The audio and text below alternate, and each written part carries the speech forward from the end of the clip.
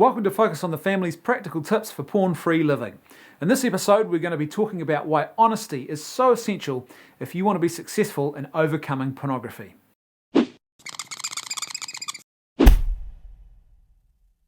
There's three really important ways that honesty needs to be present in your life if you want to start making progress in dealing with a pornography problem. Firstly, if you have a problem with pornography, you need to be brutally honest about the size and the scope of what you are dealing with. Pretending that the problem looks like this, when in actual fact it looks something more like this, is not really going to help you one little bit. Dealing with a pornography problem is kind of like fixing a broken car, in that you don't know exactly what tools and parts are going to be needed to fix that vehicle until you have first identified what the problem or problems actually are. One simple way to do this is to take an unflinching written audit of the last 2 to 4 weeks of your life, and you need to be brutally honest here.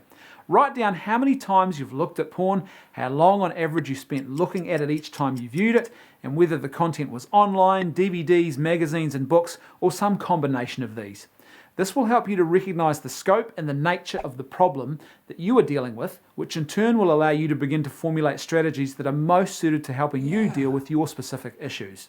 Number 2, you need to be honest with the people in your life who need to know about your struggle with pornography. If you're married, then your husband or your wife needs to know what is going on and that you need their help and support to overcome the problem. Yes, this is probably going to be difficult for them to hear if they aren't already aware of the issue, but in the long run it's going to be far better for you, for them and for your marriage if you are honest about the struggle right from the very outset. If you have a pastor, minister, priest or some other Christian support network around you, like a men's or a women's group, then it would be wise to let them know and to seek their prayerful support as well. Once again, this will take courage, but the simple fact is that if you want to be effective in your fight against pornography, you are almost certainly going to need other people in your corner to motivate and to help you win the battle.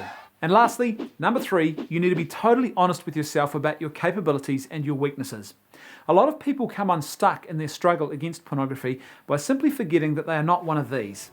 You see, it's perfectly okay to not be one of these because you're not superhuman and you don't need to be either to overcome pornography. But the one thing that will definitely hinder your efforts in this battle is overestimating your strengths and underestimating your weaknesses.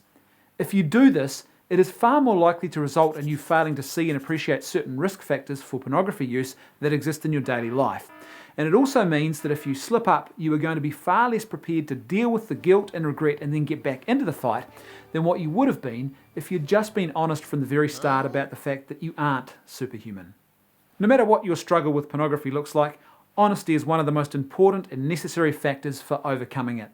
Yes, being honest with yourself and others about pornography takes courage, but for most people being honest about this issue also means that a massive weight is lifted off their shoulders and that they finally begin to find some much needed direction and forward momentum in dealing with this issue.